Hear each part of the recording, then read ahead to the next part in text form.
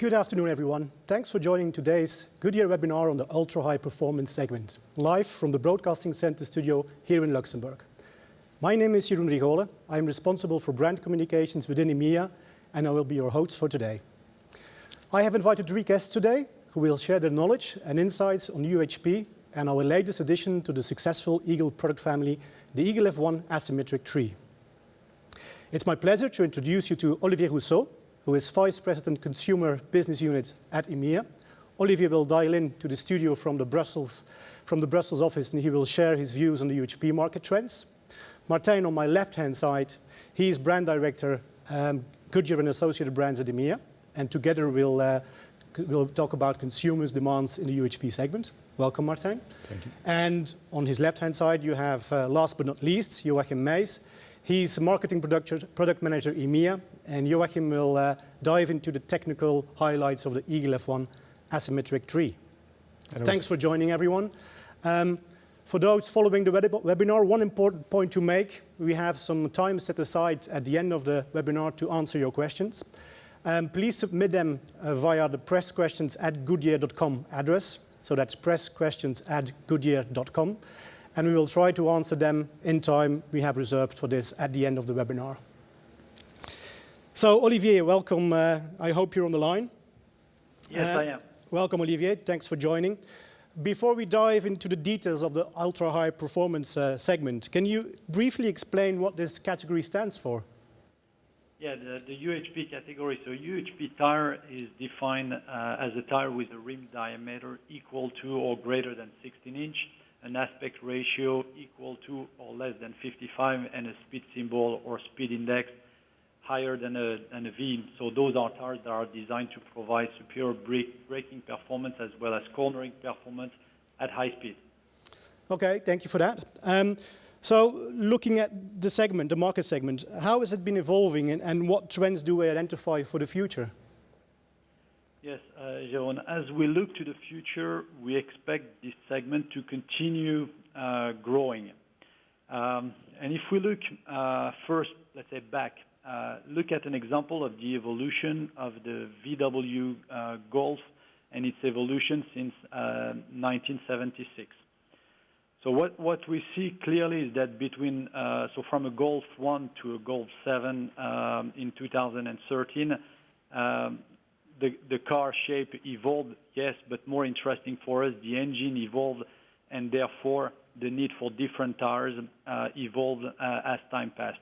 And overall, if we look at whether it is the width that moved from a 185 to a 225, or the rim size for a 14 to a 17 inch, or the aspect ratio from 60 to 45, or the speed index from T to W, you see that we have had a clear evolution towards a more high performance or ultra high performance tire on that vehicle. So that was basically looking back at an example of and seeing the evolution on the characteristics of the tire over time. But if we look forward, what we expect is that this evolution will continue. And if we look at vehicle segments, and specifically at the high end of the car park, so the segment C, D, and E, and it's true D and E are really at the high end of the car park. C is maybe a little less for lower medium or medium class car. What we expect to see going forward, and it's clearly reflected on the chart, is that those segments are going to continue growing. So on the luxury segment, we expect a 1% compounded annual growth going forward. So from now till 2020, we expect the same type of growth for upper medium and executive class, and we expect an even, let's say, a higher growth on the C segment, the lower medium and medium class. So overall, if we look at that, and if we see that the vehicle segments C, D, and E are going to continue to grow in Europe, what we should expect is that this will have an impact on the growth of the UHP segment. So, and would it be fair of me to assume that from that growth, there's also a tire growth in the UHP market? Is that correct?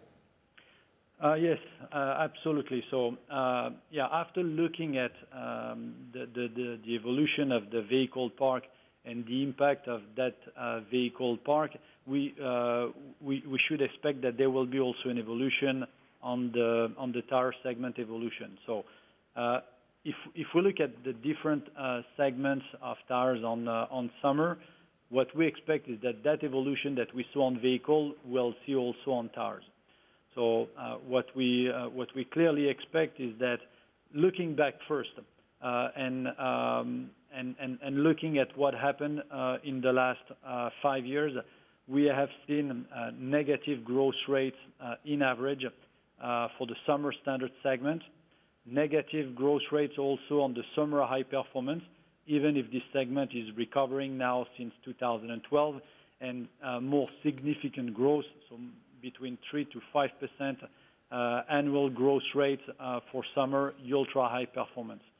So clearly a segment that has reflected the evolution of the car park and of an evolution towards much more UHP market. Sorry, yeah? Go ahead, Olivier. No, I was going to say, and if we look forward, we see similar trends going forward. So we have looked at the same data and we have made projections with our market research team, looking at the evolution of the tire segments between 2015 and 2020, and what we clearly see here is that the trends that we saw for the last 5 years are going to continue in the next 5. So we see the summer standard segment to continue to decrease.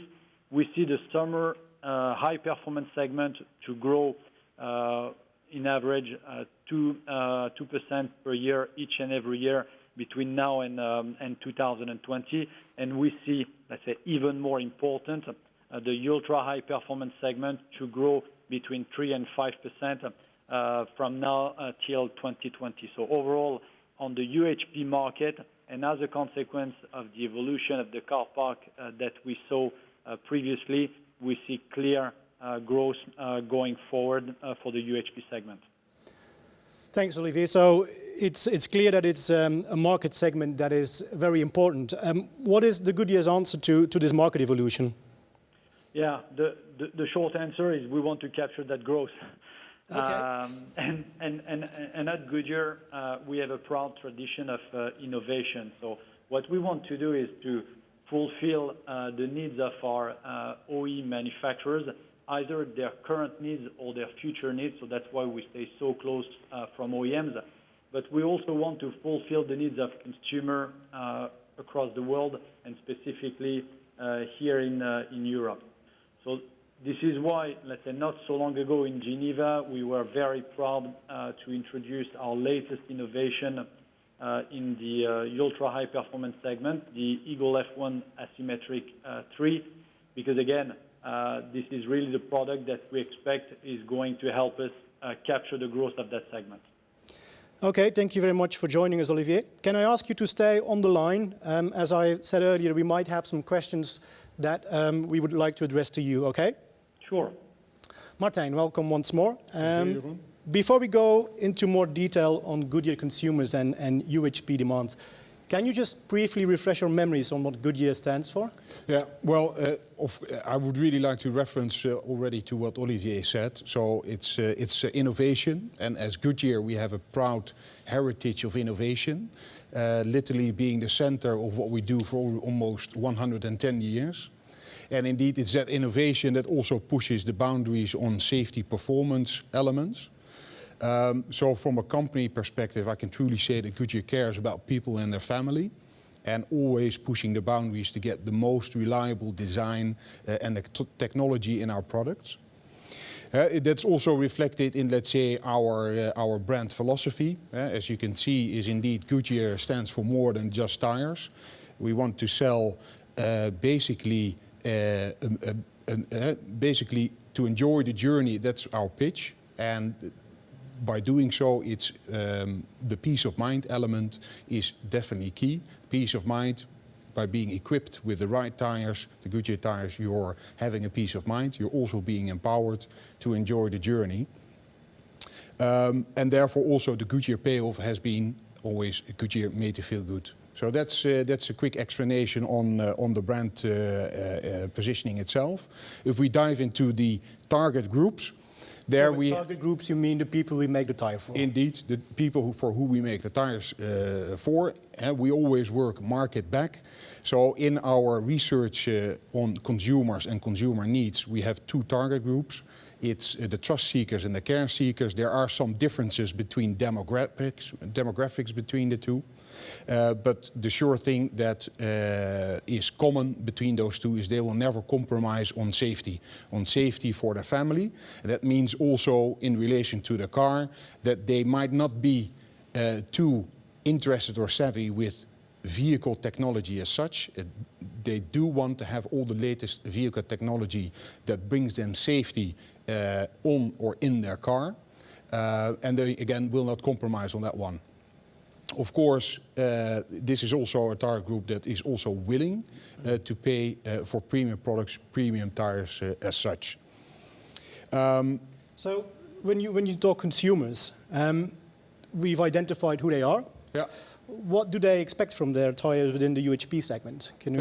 Can we dive a bit deeper on that? Yes, yes. We do regularly researches on defining those needs. And indeed, what we have in front of us indeed is a research that we used for this Asymmetric 3 product. And clearly braking is the #1 feature for UHP drivers that they're looking for. It's followed by good wet grip and dry handling, and also mileage is of importance. When we look at these results, for the one who are doing the math already, the sample groups do not add up because that's part of an overlap. And regarding the scores, they are part of, let's say, a statistical ranking from 0 to 100. And if we look at the total sample of the consumer group we interviewed, clearly, as said, safety is the biggest. So braking is the leading need. But also if we zoom in into trust seeker and care seeker, our Goodyear target groups, that score is even higher. So really market back, consumer market back, this is clearly the direction that we took in order to develop this new Eagle F1 Asymmetric 3. Okay, thank you. So if I understand it correctly, so all these market back expectations and the insights that you just shared with us, they have resulted in the birth of this new tire. Is that correct? Yeah, definitely. Indeed, it's defining those needs. And then, of course, the big quest starts to push the boundaries regarding technology. And we have some really exciting news to tell today. So overall, the Asymmetric 3 is our new product line to bring, for that matter, also referring to Olivier, growth to the segment and also extend our leadership position. I will also introduce later OE. And OE is? OE stands for original equipment. So that's the vehicle car manufacturers that indeed also need tires for their cars. And despite what many consumers know, that a car manufacturer is really looking into the performance of the tires, because literally the performance of the tire can also make or break the experience of a car. So there we are closely connected, and I will touch upon it later as well today. Competitive labeling, we are certainly, there we are competitive and leading. And overall, indeed, just to be clear about it, indeed, of course, you want to grow the business. Okay, thanks a lot, Martijn. So now that we have had an overview of the UHP market and consumers' requirements, Joachim, may I invite you to take us on a journey of very difficult and difficult to understand technical and engineering background, please? Sure. So what Martijn explained is about safety, about driving on the road. This is, let's say, marketing explanation, what we are looking for. But the technical team that needs to develop the tire are made of engineer, PhD, compounder, test driver. You know, they test the tire, they measure the tire, they speak in percentage comparing to other tire, meter, speed, acceleration. So we need to translate the marketing requirement into technical requirement. So that's really the first step we need to accomplish. And this is accomplished by a process which is called a performance objective. And for that, we use standardized test items like the braking, the aquaplaning, the rolling resistance. This is part of a set of standardized tests. But that is not enough. We need to give some priority. So how do we proceed? We set up a process which is what we call the benchmarking. We take the asymmetric 2, so the predecessor. We know what the tire is, and we say, look, we would like to improve. What shall we do? Of course, we keep an eye on the competition. We know we are not living on an island. We need to compare and see what is going on there. So Martin explained that safety is key for Goodyear. But what does that mean, safety? It means, in fact, braking. Braking in wet and in dry. That's why on the chart you see now on the screen, the 2 items on braking appear in the priority A, which is a top priority. Now, we speak about UHP tire, ultra-high performance. Performance means performance on the road, and therefore, you will see the handling, wet and dry, also appearing in the high priority. So the 4 items classified in the A, which are the dry braking, the wet braking, the wet handling and dry handling, are the focus priority for the development of this new asymmetric tree. Now, we test much more than that. That's what you see in the list here, the rolling resistance, the aquaplaning, the noise, the mileage. We keep an eye on it, we develop, and I will not preempt on the later discussion, but we have a cherry on the cake, you will see, so stay alert. We have some good news as well on those items. Now, of course, if we put braking and handling in the priority zone, we ask the technical team for the most improvement. That's what you see with the plus improvement required for the braking, for the Goodyear safety, and the handling for the UHP++. Okay, thanks, Joachim. But that's theory, right? I mean, it's a lot of theory, but it's theory. How does then the process work from the theory going to the actual production of the tire and the features that go into the tire?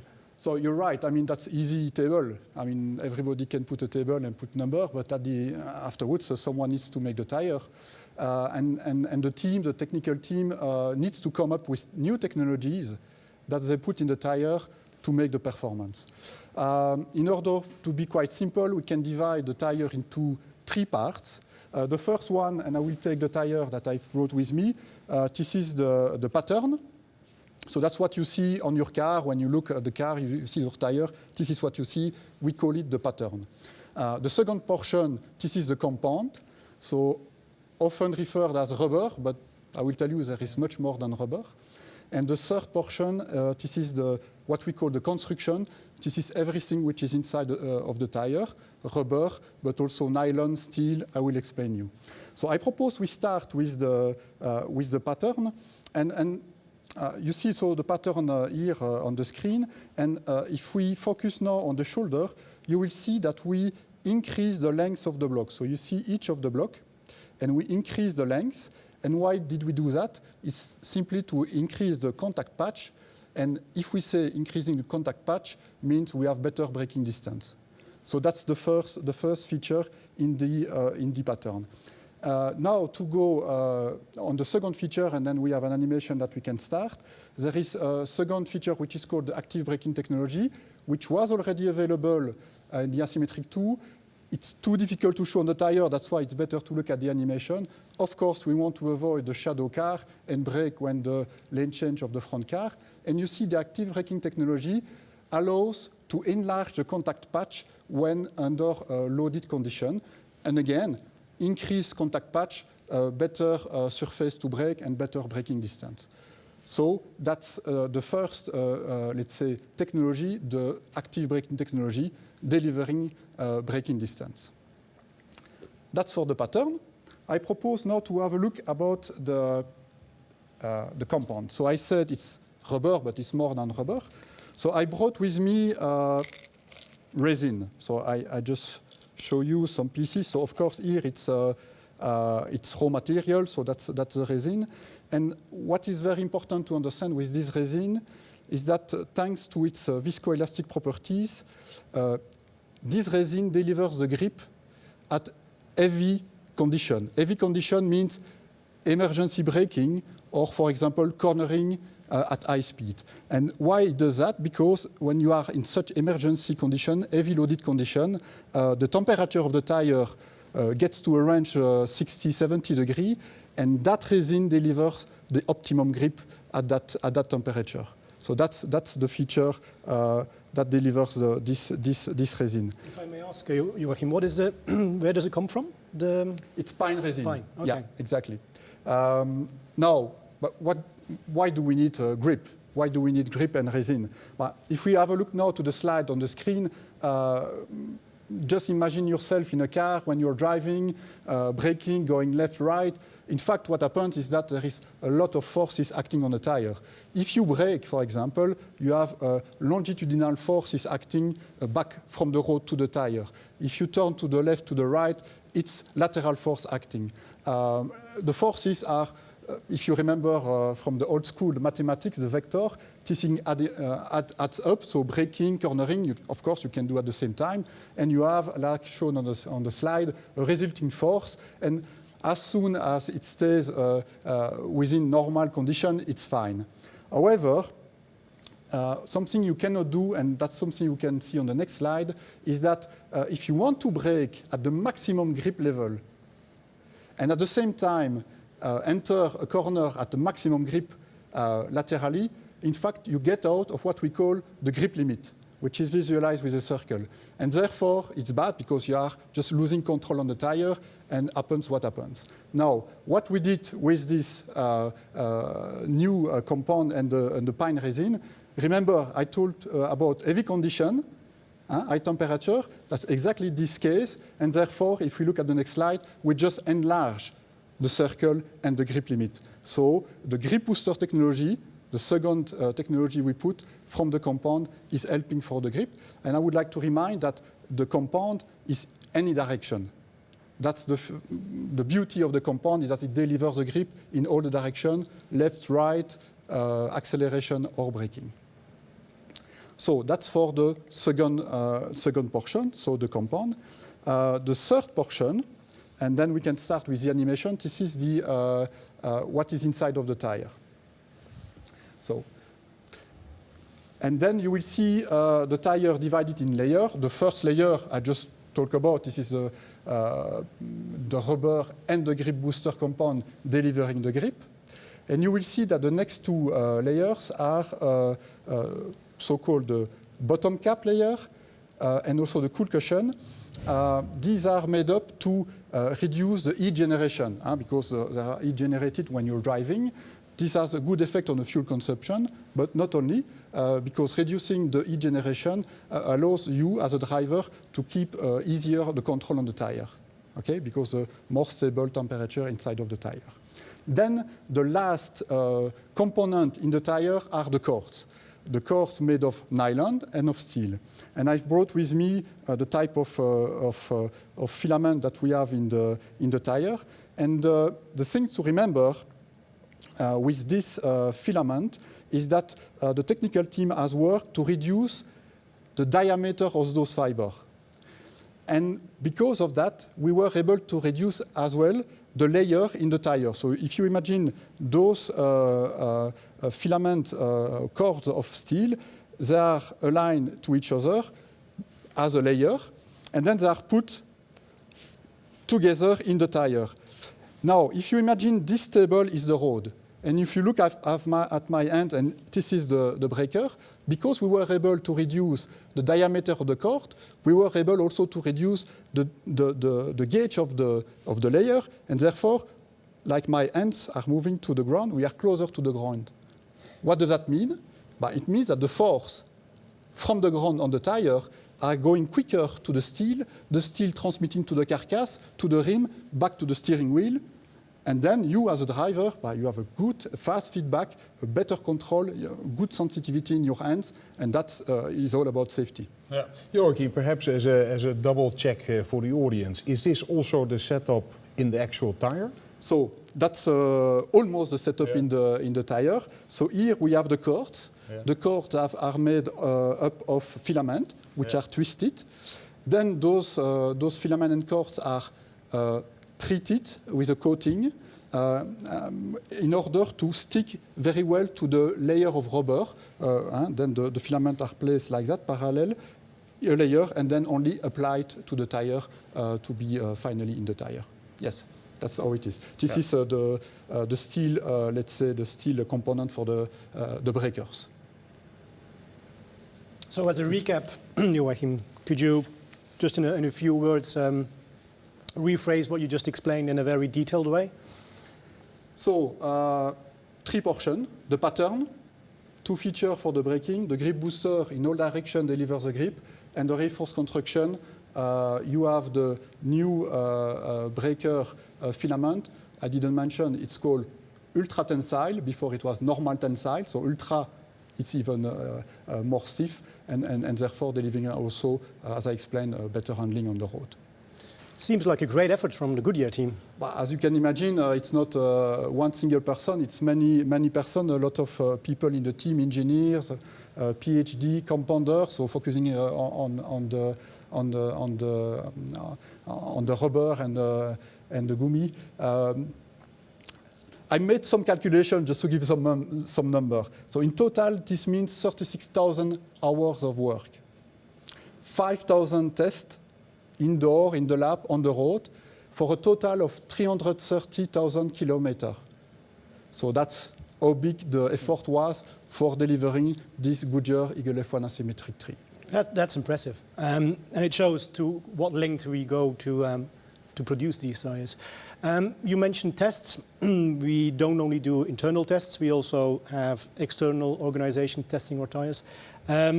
So when the rubber hits the road, how did we do in the TÜV test, for instance? Yeah, but in fact, we chose a TÜV test, which is an independent body who tested our tire because, okay, we test internally, we have targets, but we want really to be sure that we attain the target that we set earlier.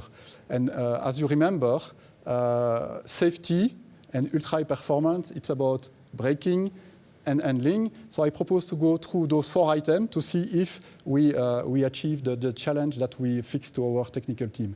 And the first slide, it's about the wet braking performance. So you see in yellow the asymmetric tree, and then below you have the average of competitor at 100% in this case, and the 3 competitors, namely the Michelin, the Continental, and the Bridgestone.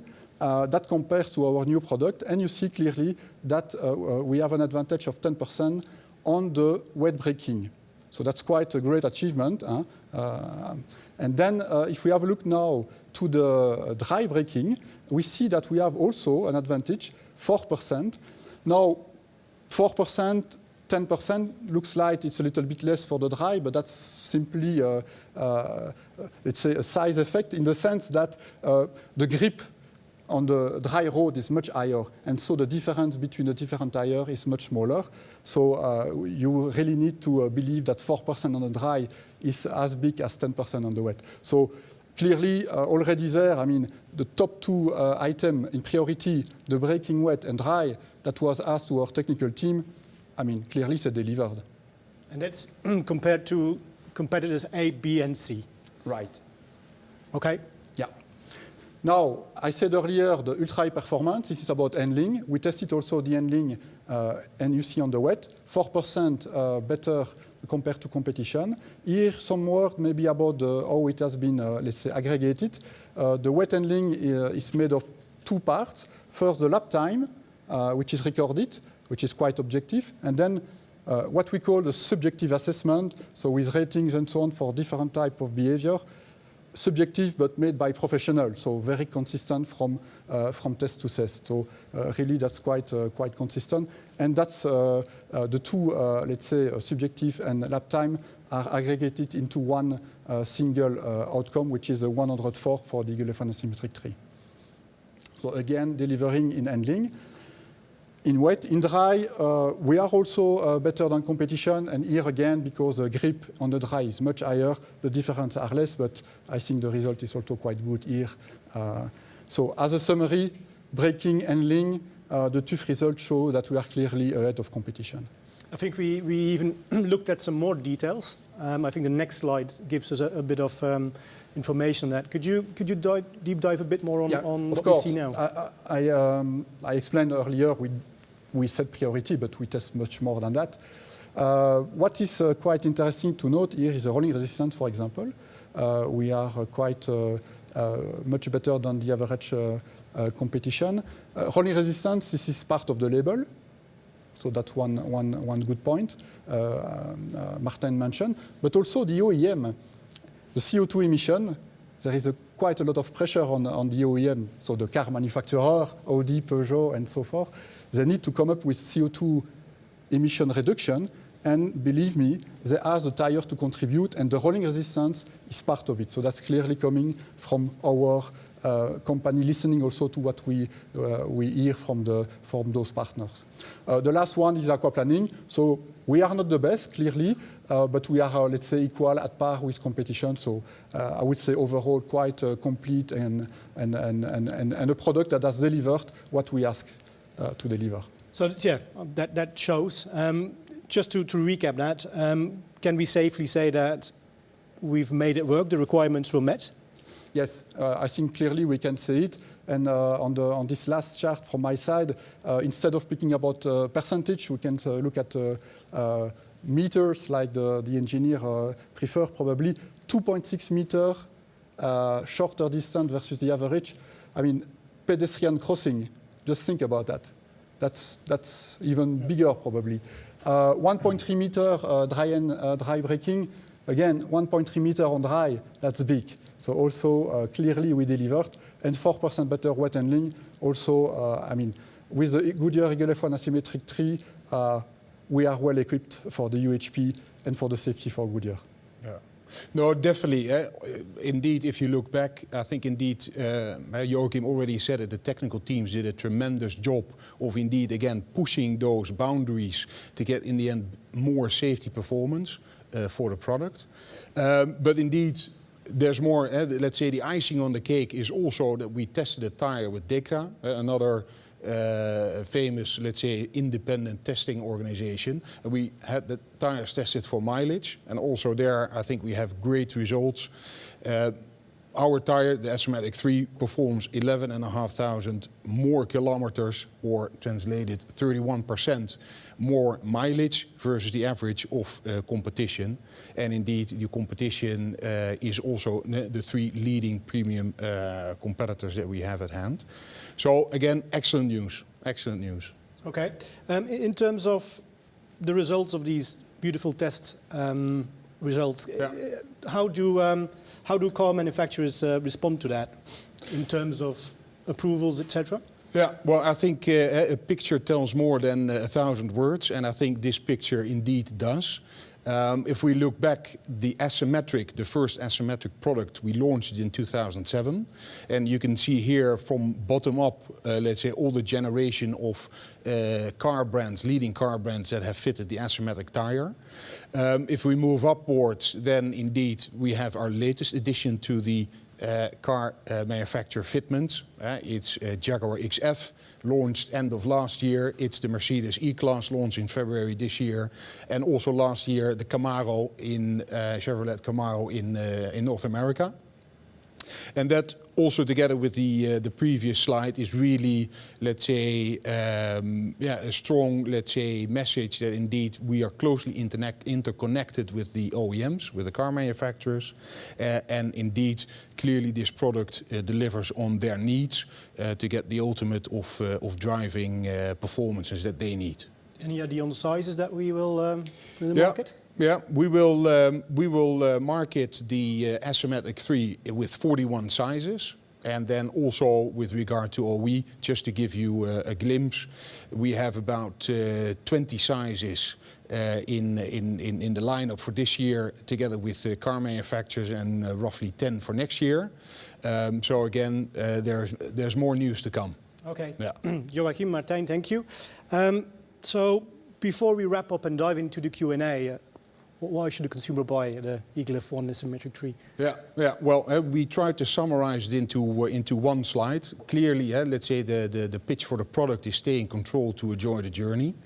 And indeed, it's, as you have seen, it's indeed a tire that delivers you the most reliable tire performance, and therefore making you, let's say, free to enjoy the journey. So bang on, let's say, the brand proposition, bang on also what we have researched from the market on consumer needs. And if indeed, if we look at the product itself, what does it deliver? Shorter braking distance. Joachim alluded to it. It's a short braking and active braking technology. As a second point, indeed, it's the grip, grip handling, supported by the grip booster compound and also the reinforced construction technology. And as a third one, fitted by OE. By car manufacturers is a clear reason to believe, and then further supported by the TÜV results and the DECRA results, which are also, let's say, public information that we share. Okay. Yeah. Thank you very much, gentlemen. To me, it was all clear. I assume that there might be some questions from our audience. Just to recap, so as you can see, any questions you would like to raise, please address them to pressquestions@goodyear.com, and we'll try to filter out as much as we can in the time frame we have. Maybe starting with the first question, in terms of looking at trust seekers, have they lost faith in tire brands and tire tests since the Nokian revelations? Tricky question. And what is Goodyear doing to earn and demonstrate it is worthy of the trust? I think it's a fair question in the light of recent news we saw. Yeah. Yes, it's a fair question, and of course, it's let's say what has happened is impacting the whole tire industry. Of course, we can only speak for ourselves. Goodyear has a big mantra, and that's indeed protect our good name, and that has many directions, and also the direction of test results. We will generally not forfeit any tire test. Indeed, protect our good names is that we need to be credible and genuine in everything we do. So also for this testing that you've seen for TÜV, it is important to note that the tires submitted to TÜV were production tires that came out of production facilities. So the same tire that a consumer would buy in the store. TÜV themselves sourced other brands for the test. So also there, the collaboration with TÜV has been excellent and transparent. And also as a reminder, also TÜV, like DECRA, their sole existence is their independency. And that is an area where we closely respect each other in order to come up with, again, a transparent and genuine result. Okay, thank you, Martijn. Yeah. In terms of run on flat, do we have any plans in that direction? That's the next question. Yes, so run on flat, we have several projects with car manufacturers. So that will be coming during the year. So you will see Goodyear Eagle F1 Asymmetric 3 equipped with the run on flat technology. Okay. So definitely yes. Thank you, Joachim. So another question that came through, actually 3 questions. Where was it developed and how long did this take? We already had some numbers from you, Joachim. What was the key focus? I think, again, there we can rephrase some of the things that we mentioned. And how much of a role did simulation play? Joachim, are you happy to take this one? Yeah. So it was developed in our test, in our development center in Luxembourg and in Hanau. But we have also a testing facility in Mireval, south of France. And we are also partnering with car manufacturer, and we test the new product with them. So that's part of it as well. So that's let's say, for the first question. What was the key focus? So safety and UHP, I explained earlier, so that's braking in terms of really performance objective, and what we call the handling in terms of coping with the ultra high performance. And then simulation plays a role. Definitely, we are investing quite a lot to run simulation, be it finite element method, which is really the state of the art of simulation, could be simulation using tire model in interaction with car. But of course, we know that at the end the tire is landing on the ground, and we test also on the ground, and we ask real people, real driver to assess what is exactly the quality of the tire. That is still needed because we are all human beings with a lot of subjective, let's say, knowledge. Okay, thank you. So another couple of questions coming in. Let me read them one by one. What were the key test locations, including proving grounds and real roads? Did you do much rig testing? And what were the biggest engineering challenges? It seems that Joachim is quite popular because I think these questions again address you, your knowledge, Joachim. Yeah, so test location, so there is road testing, there is lab testing. So lab testing, it's mainly Luxembourg and Hanau. Road testing, it's mainly Mireval. We could go to other location in Spain or in Germany, but that's mainly done in Mireval in our test center. Rig testing, so I guess this is more linked to the vehicle,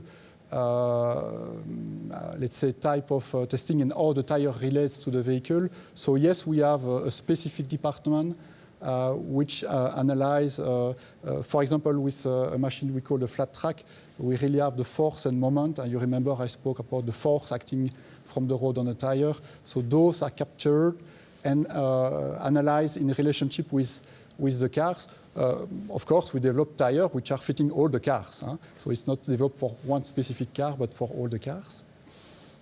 Now, what were the biggest engineering challenge? In fact, the biggest challenge is to make a tire which is round, meaning that it delivers the grip, the braking, the rolling resistance, the tread wear. Some people speak about triangle, compromise between the performance. That's the main challenge because Martin, he explained a little bit, he wants it all, you know? So that's high demanding colleague. That's okay, and we are okay to work with that, and we accept the challenge, and we try to do our best, and the technical team as well. So I would say the biggest challenge is really to enlarge this what we call triangle, so to increase, for example, the grip without any compromise on other items. Okay, thank you, Joachim. A long question. To where the F1 Asymmetric is positioned against competitor tires. So Continental and Michelin both have max performance tires, Sport Contact 6 and Michelin Pilot Super Sport, and UHP tires, Sport Contact 5 and the Michelin Pilot Sport 4. So which category does your new tire fit into? And do you plan to target separate tires at two categories like your competitors in the future? Joachim? No, I think we should go to Martin this time. No, so let's say at first glance we would say the Asymmetric 3 compares to the Sport Contact 5 and the Pilot Sport, but in fact it compares to both because especially we are developing with the OEM. So when we are developing with the OEM, we are capable to bring to the OEM, so the car manufacturer, yes, what he's looking for. And we are entering also the area like the Pilot Super Sport on Sport Contact 6. So at this stage, we have taken, let's say, the approach to be quite simple in the portfolio, which I think is quite understandable, especially for the dealer. You have one product which ranges from 17, 16 inch to upper sizes, and that's where we are at the moment. Yes. No, indeed, I fully underline what Joachim said. So there is an overlap in the size kit versus others, and as always, we continue monitoring the marketplace where we will do more. Okay. Yeah. Let's see if there's any other questions coming in. Okay, so where will the tires sit in terms of pricing? Yeah. Joachim or no, regarding pricing, as you've seen from the presentation, versus predecessor, but also versus competition, the tire offers far bigger value than the predecessor and competition. So for that matter, you get more values worth, especially because we don't price the tire any differently versus the predecessor. So you get much more for your money? Basically, you get more for your money. In marketing terms, it's called a value proposition, but indeed, you get more value for your money. And especially, for instance, with the mileage, literally they last longer. So that really is the icing on the cake. And regarding pricing, there is no one common denominator to mention. The key element here is you get more value for your money. Okay, thank you. Yeah. Another question. So Michelin has been selling tires directly to consumers. Are we planning to do the same with Eagle F1 Asymmetric 3? Olivier, are you still on the line? Would you be able to address this question? Yes, absolutely. The way we look at it today is that so we are developing our strategy, and in Europe, for the time being, we have no plans to sell directly to consumers. We are doing that in the US. So in North America, we are selling tires directly to consumers, but not only tires, but also service and the full experience of buying the tire and the service online, getting through the whole experience of getting your tires fitted on the car. In Europe, we are evaluating what competition is doing as well as what we are doing in the group in North America, and we'll make up our mind at a later stage. Okay, thank you very much, Olivier. So another question came in. Have you had to alter your production processes, machinery in any way to produce this new tire?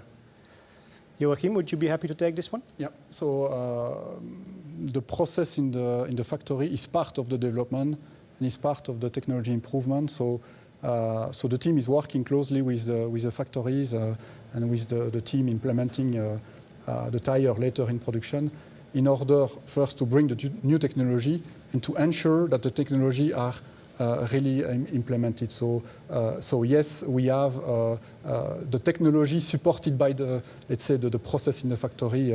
That goes hand in hand. Okay, thank you. So what label values are possible with the new tire?